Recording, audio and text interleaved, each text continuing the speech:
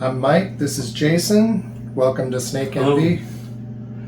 Today we're going to be talking about California Kingsnakes. You actually have some experience herping these in the wild, right? Yep, nothing funner than seeing a Cal King stretched out on the road or under a rock. It's always a big deal. The only times I've lived in places where they were found in the wild, I was really young. And so we weren't so much out herping as much as the herping was coming to us. So I've never had the experience of seeing these guys in the wild, but like you say, such a distinctive snake. I just had a quick question for you about kind of our origins in the hobby. What was the first reptile you ever kept as a pet? Garter snake.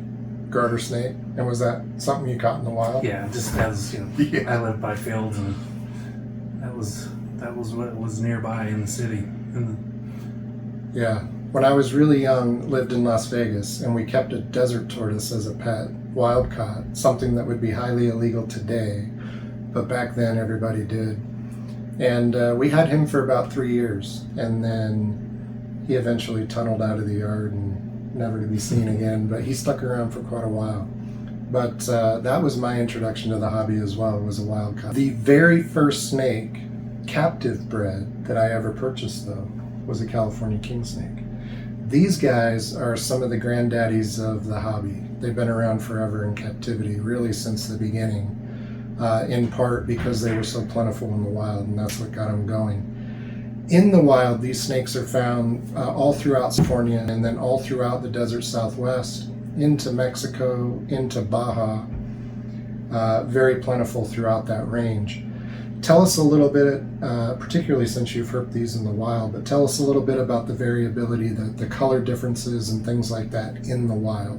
And obviously I don't have a ton of experience, especially with some of these people that live in their range.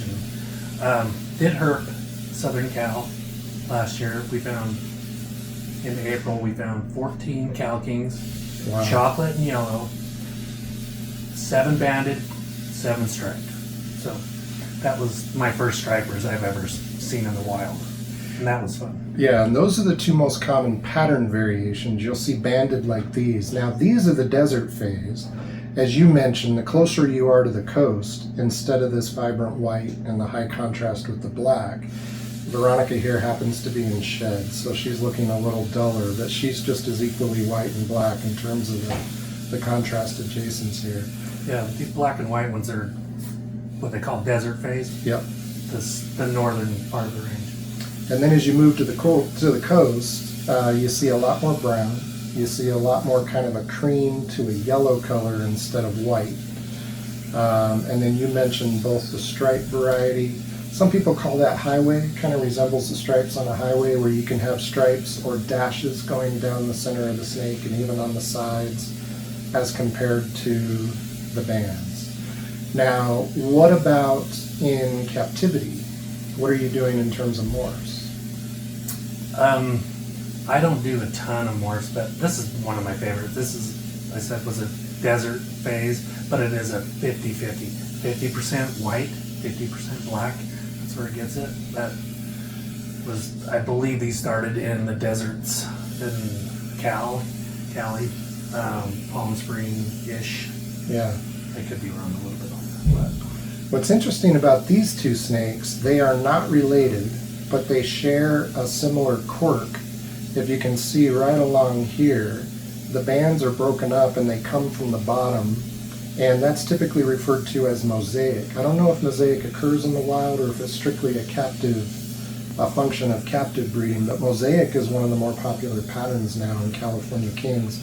These two snakes are unrelated, but they both have a little section of their body where they've got those bands broken up by what looks like mosaic. So it's kind of interesting in two completely unrelated snakes. Yeah. I love that in snakes when they have what many people might consider an imperfection, but where the bands aren't perfect there for that little stretch. I love that.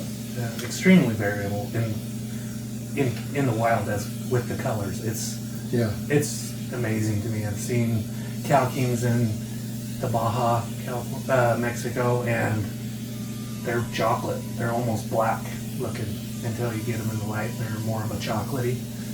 Yeah, I believe even in Southern California, do they refer to it as mud? I know that there are some that are so dark in coloration you can't really distinguish the bands very well. You certainly don't have a contrast like you do with these girls. Tell us about the albinos, because in captivity there's something unique about Cal King albinos. Well, Cal Kings, the albino Cal King was the second albino colubrid to be bred in captivity. The corn snake was first, and then the California Kingsnake. I believe those were allelic, if I remember right. The corn and the king. I'm totally against hybridization. So. Yeah, jungle kings are a little controversial. They call them jungle kings. It's a hybrid between the corn snake and the king snake. Now, in the wild, something that's very interesting about these guys is where the name king snake comes from. Tell us about that. Well, that's the king of the snakes. They eat other snakes, including rattlesnakes. As a kid, I had a friend that lived in southern Utah, and he brought home a California kingsnake about this size. And we did feed it a garter snake that was 2 inches longer than it, and it took it down. It did well. I was amazed. An interesting thing about California kingsnakes, they actually have an anatomical adaptation where the musculature enables them to kind of fold a snake down when they swallow it. And so they can actually eat snakes that are longer than they are. It's really common in videos that you see from the wild where they're actually eating a rattlesnake that's thicker than they are and longer than they are. They're not believed to be completely immune to rattlesnake venom, and what I've always heard is unless the rattlesnake were to bite them in the head or the heart, they're fairly resistant to the venom. They can take multiple bites. The fact that they eat other snakes also means you have to be a little bit careful in captivity. I have 2 king snakes in my collection, and then the rest. I typically handle my king snakes first if I'm going to handle multiple snakes. And then even between the 2 king snakes, I'll hand sanitize and just make extra sure that the snake isn't smelling the other snake on my hands. But you definitely don't want to hold your king snakes last unless you've washed your hands in between. As far as captive keeping, we've talked a little bit about their history. These guys are kind of the granddaddies of the hobby. I've been in keeping snakes off and on for about 40 years, and this was the first captive bred snake that I ever owned. It was really the first snake other than corn snakes that I ever saw being sold in captivity. Are you aware of anything that precedes them? Check out that pose there, showing off for the camera. Is there anything that predates corns and kings in the hobby? I'm not aware. I mean, I'm sure in different parts of the world. I mean, I'm sure before it was a big movement like it's been for 40 years. I'm sure people were keeping garters and stuff. I don't.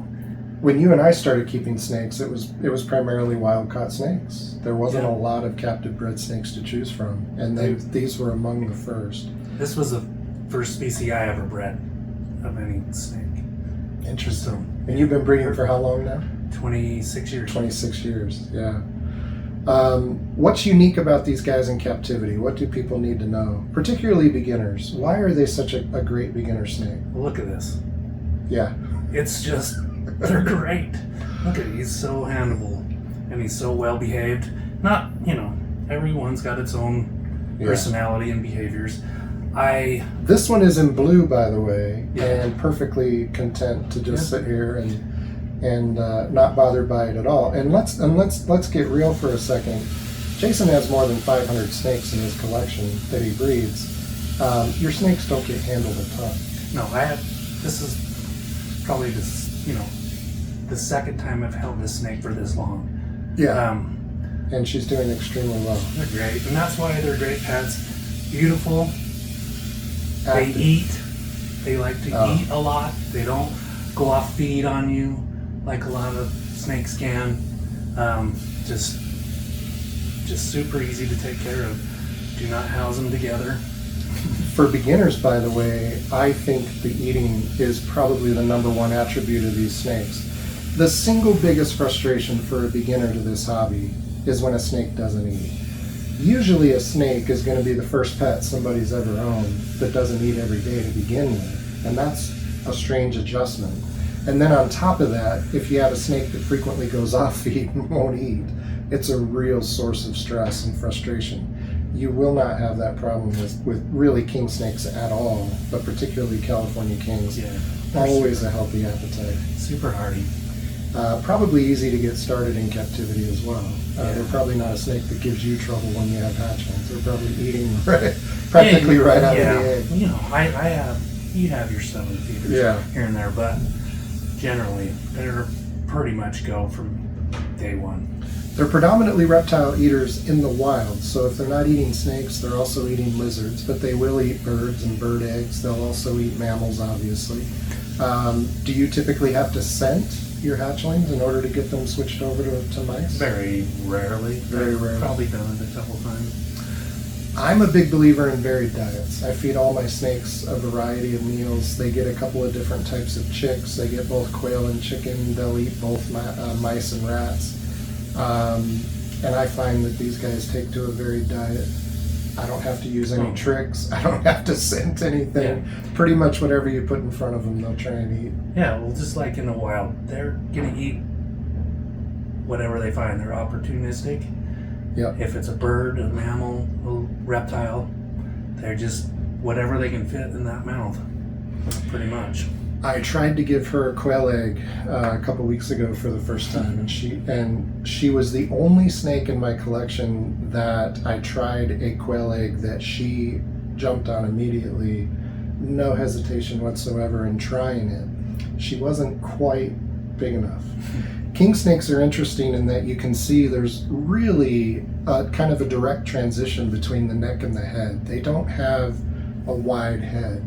And that's primarily because they're built for eating reptiles, for lizards and snakes that are going to go down very easy. And had it been another snake this size in my collection that would have tried to eat it, I think they would have been able to get it down. But I finally felt bad for her trying to get this smaller head around that egg, and I took it away from her. But we'll try again here in a couple months as she gets a little bigger. But I've never had a problem feeding a varied diet to king snakes. What about the future? So these are also typically reasonably priced. Do you see the California kingsnake being a snake that will ever disappear from the hobby? Not at this point. I mean, they've been going at least 40 years, maybe 50. I don't know exactly on that, but I mean, they were in the hobby when I was a kid, so Yeah, like I said, I've been keeping snakes off and on for 40 years now, and this was the first. And there were only a couple of snakes that were widely available at that time that were captive bred. And I'll bet you the king snake that I bought at that time was only a few generations out of the wild, based on the person I got it from and that kind of thing. They're very reasonably priced. They're not expensive, in part because of their popularity. They're widely available. You'll never have a problem finding these guys. All in all, I think it's a snake that we both agree, excellent for beginners, excellent for those that have been in the hobby a while. They're entertaining to watch, they're beautiful, you can get a lot of color variation if you're breeding. Tons of morphs, tons of different color morphs, and there's so, I don't even have an idea of how many different color morphs there is in a Gal King, but there's a lot. Some of the prettier ones are the lavenders, I think. I love those things.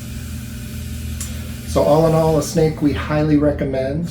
I don't see any downside to these snakes at all. The only complaint you'll hear about California Kings, they do musk. They are one of those snakes that musk quite a bit defensively, particularly when they're young. Hatchlings, yes. Hatchlings absolutely are going to musk you just about every time you hold them. They've developed a bit of a reputation for being bitey, but I have to be honest, in my experience, I really haven't experienced that much. And what I see is that their biting isn't so much a defense mechanism, it's almost a food response. Yeah, generally. They food try response, to yes. eat your finger. And I've found plenty of them in the wild. I've never had a wild one Yeah. bite me. They're just sweet, just like this. Yeah. And I am a proponent of captive breeding. We don't need to take these snakes out of the wild anymore. No There's need. plenty in captivity, and you're going to get a far superior snake when it's selectively bred for colors, and their temperaments are very good still. These two are gorgeous. There's nothing better in the wild. I mean, I just can't believe how well behaved these two are. Well, her I can understand. She gets held a lot, but this is amazing because this is a snake that I know for a fact you're not handling much, and she's just fine. Yeah. So again, highly recommended. Please like and subscribe to our channel, and please comment. Tell us about your experiences with Cal Kings, how long you've been keeping them, and we look forward to being able to do some episodes based entirely on your questions. So let us know what topics you'd like us to cover, and let us know what questions you have about these great snakes. Thank you. Stay tuned to our channel that we're going to share some breeding tips and secrets and information that you may not know throughout our work. So About every third episode we do is going to be devoted to the knowledge base that Jason has acquired over the last 26 years. So being able to have access to that is going to be huge. And we're going to talk about every third episode specifically about genetics and breeding, in addition to touching on it when we talk about species and other subjects. Thank you for watching. Again, like and subscribe, and please comment. Thank you. thank you. We're going to run through and show you a few of the Cal Kings I have. I don't have a big collection, but I have a few, and we just want to show you some variability. This is a melanistic. If you look closely, you can see the chocolate on darker browns. That lighter brown will come through more as an adult. I've seen some people refer to this as mud, where the bands really just blend together. Yeah.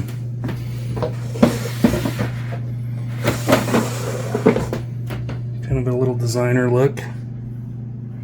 That's the highway we were talking about, where you've got both stripes and dashes.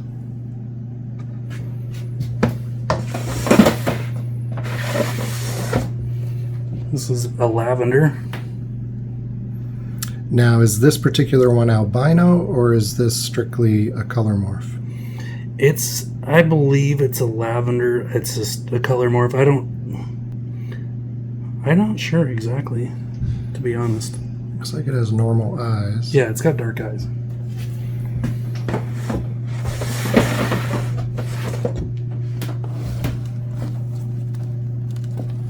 Another designer.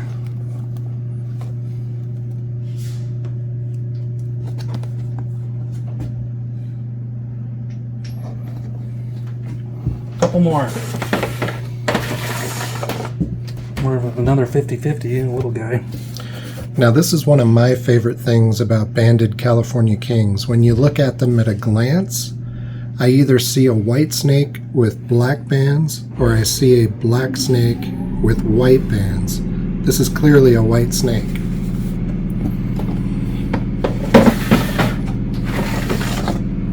And then the opposite. And then the opposite. You kind of see a black snake here with white bands. I love that.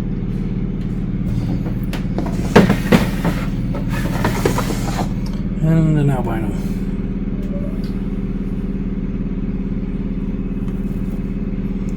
Definite albino here. You can see the red eyes and that lavender color. Beautiful.